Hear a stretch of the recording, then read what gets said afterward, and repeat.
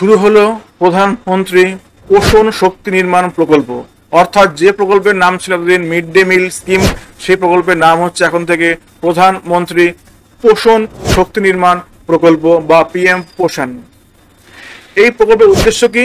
উদ্দেশ্য হচ্ছে গিয়ে সরকারি এবং সরকার সাহায্য পাওয়া সমস্ত স্কুলগুলোতে প্রথম থেকে অষ্টম শ্রেণীর ছাত্রছাত্রীদের জন্য পুষ্টিকর গরম রান্না করা খাবার সরবরাহ করা। এক হচ্ছে গিয়ে পুষ্টির মানদণ্ড। প্রাথমিক স্তরে ছাত্রদের জন্য প্রতিদিন 450 ক্যালোরি এবং 12 গ্রাম প্রোটিন, এবং উচ্চ প্রাথমিক স্তরে ছাত্রদের জন্য 700 ক্যালোরি এবং 20 গ্রাম প্রোটিনযুক্ত খাবার সরবরাহ করতে হবে। সেকেন্ড আছে খরচের কাঠামো।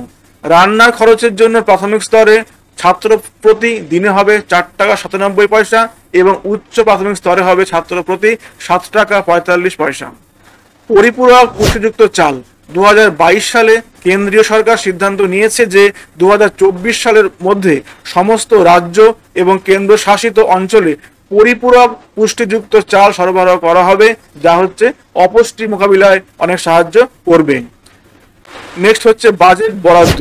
2022-23 অর্থবর্ষে এই প্রকল্পের জন্য 12,800 কোটি টাকা এবং 2023-24 সালে এই প্রকল্পের জন্য 11,600 কোটি টাকা বরাদ্দ করা হয়েছে।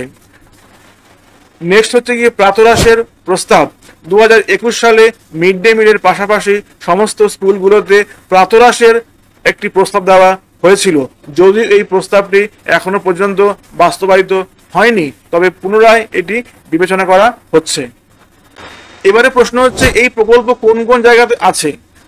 প্রধানমন্ত্রী পোষণ শক্তি নির্মাণ প্রকল্প, যা আগে মিড ডে মিল নামে পরিচিত ছিল, সেটি বর্তমানে ভারতবর্ষের সমস্ত রাজ্যে এবং কেন্দ্রশাসিত অঞ্চলগুলোতে এটি সরকারি স্কুল এবং সরকারি সাহায্যপ্রাপ্ত স্কুলগুলোতে প্রথম থেকে অষ্টম শ্রেণীর সকল ছাত্রছাত্রীদের জন্য এটি কিন্তু এখনো অবধি প্রচলিত আছে।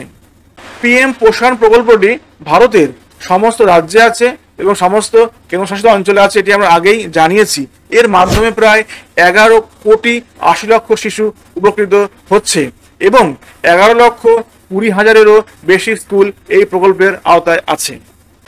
এবারে আমার এখানে প্রশ্ন, যে প্রকল্পের নাম ছিল মিড ডে মিল প্রকল্প, সেটি কেন পরিবর্তন করে পিএম পোষণ নাম রাখা হলো, এটি আমরা একটু জানবো। এর পেছনে কারণগুলো কি কি হয়। এই নামটি নেওয়া হয় 2021 সাল থেকে এটি এসছে। এর পেছনে নাম যে চেঞ্জ হলো তার পেছনে কারণগুলো কি কি ছিল। নাম্বার 1 হচ্ছে গিয়ে নতুন দৃষ্টিভঙ্গি আনতে, অর্থাৎ শুধুমাত্র মধ্যাহ্নভোজ নয়, শিশুদের সামগ্রিক পুষ্টির দিকে নজর দেওয়ার জন্য এই প্রকল্পের নাম হয় পোষণ, that means nutrition. Okay. Number 2 হচ্ছে উন্নত পরিকল্পনার প্রতিফলন। পিএম পোষণ শুধু খাবার দেওয়া নয়, খাবারের সঙ্গে পুষ্টিগুণ বিশ্লেষণ, স্বাস্থ্য পরীক্ষা এবং ফর্টিফাইড চাল সরবরাহের এই ধরনের আধুনিক উপাদানগুলো যুক্ত করা হয়েছে।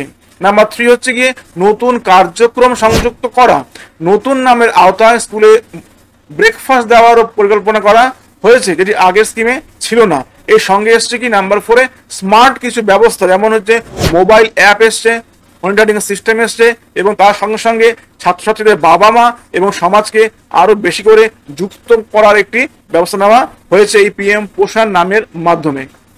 অর্থাৎ সামগ্রিকভাবে এই নামটি চেঞ্জ হলো কি জন্য না, এর সঙ্গে হচ্ছে প্রতিটি শিশুর সুস্বাস্থ্য এবং পুষ্টি সুনিশ্চিত করার দিকে জোর দেওয়া হয়েছে। আর এত কিছু জানালাম, একটি কথা এখনো বললাম না, এটি চালায় কোন দপ্তর? এটি চালায় হচ্ছে ভারতের শিক্ষা মন্ত্রক বা মিনিস্ট্রি অফ এডুকেশন। এই নাম যে চেঞ্জটি হলো, এই নাম চেঞ্জ করার প্রস্তাবটি কে দিয়েছিল? ভারতের কেন্দ্রীয় শিক্ষা মন্ত্রক 2021 সালের 29 সেপ্টেম্বর একটি ঘোষণা করে জানায় যে এবার থেকে মিড ডে মিলের স্কিমের নাম পরিবর্তন করে রাখা হবে প্রধানমন্ত্রী পোষণ শক্তি নির্মাণ বা পিএম পোষণ, এবং এই প্রস্তাবটি কেন্দ্রীয় মন্ত্রিসভা অনুমোদন দিয়েছিল তখনই। তো আমার একটি প্রশ্ন, যে পুষ্টির ক্ষেত্রে শুধুমাত্র 1 থেকে 8 পর্যন্ত কেন, 9, 10, 11, 12 নয় কেন? তার পেছনেও কিছু যুক্তি আছে। যুক্তি কি? বয়স অনুযায়ী পুষ্টির ঝুঁকি অনেক কম ধরা হয় যারা আছে 9, 10, 11, 12। অর্থাৎ যদিও অপুষ্টি বড়দের হওয়াটাও সম্ভব, কিন্তু ছোটদের শরীরের গঠনের সময়টাই হচ্ছে গিয়ে ওই প্রথম থেকে অষ্টম শ্রেণী পর্যন্ত, তাই জন্য ওদের পুষ্টির দিকেই বেশি গুরুত্ব দেওয়া হয়েছে। তার সঙ্গে হচ্ছে আর্থিক সীমাবদ্ধতা একটি হচ্ছে কারণ। অবশ্যই সমস্ত শ্রেণীর জন্য চালু করতে হলে পরে অনেক বেশি বাজেট লাগবে এবং অনেক জায়গায় এখনো পর্যন্ত ক্লাস 1 থেকে 8 পর্যন্ত যাওয়া সম্ভব হয়ে ওঠেও নি।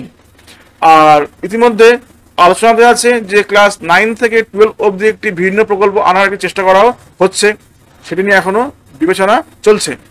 ইতিমধ্যে অনেক রাজ্য এবং শিক্ষা সংগঠন দাবি জানিয়েছেন যে ক্লাস 9, 10, 11, 12-দেরও এই পুষ্টি প্রকল্পের আওতাতে আনা হোক।